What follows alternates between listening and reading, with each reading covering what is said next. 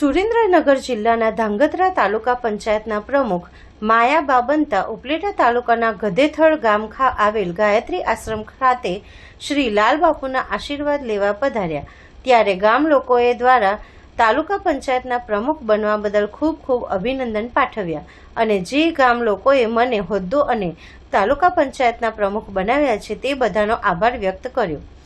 હું પ્રમુખ થાય ત્યારે કોઈપણ સમાજની સાચી રીત તે જ પ્રગતિ કરી શકે જ્યારે તેની સ્ત્રી પણ પૂર્ણ પડદા કરતી હોય. એક સાચી રાજપૂતાણી તો જ કહેવાય કે જ્યારે એને મન પોતાના અને પોતાના પરિવાર કરતાં દેશનું હિત સર્વોપરી હોય. આજ આવી જ ભાવનાને ઉજાગર કરવા મને સોંપેલી જવાબદારી ઉત્તમ રીતે બચાવવા હું કટિબદ્ધ છું અને સમાજની તમામ દીકરીઓને સલાહ આપું છું કે ભણી ગણીને દરેક ક્ષેત્રે આપણે આપણા સમાજનું અને દેશનું નામ ઉજાળીશું.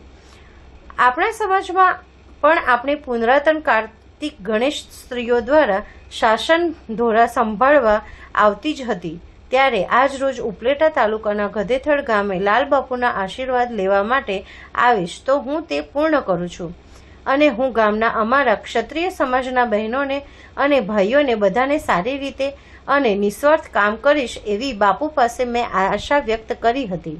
મારું નામ માયાબા દેવેન્દ્રસિંહ ઝાલા છે. ધાંગધ્રા તાલુકા પંચાયતના પ્રમુખ તરીકે મારી નિમણૂક થઈ છે. આજે ગધેથર બાપુના આશીર્વાદ લેવા માટે અમે પધાર્યા છીએ. બાપુએ આશીર્વાદ પણ આપ્યા છે કે તમે આગળ વધો, સેવા કરો, આપણા સમાજના દીકરીઓને આગળ લાવો. જ્યારે સ્ત્રી તેના પરિવાર થકી આગળ હોય તો ત્યારે એના નારી સશક્તિકરણનું જ એક ઉદાહરણ હોય છે. સ્ટોપ કરતા જાઓ.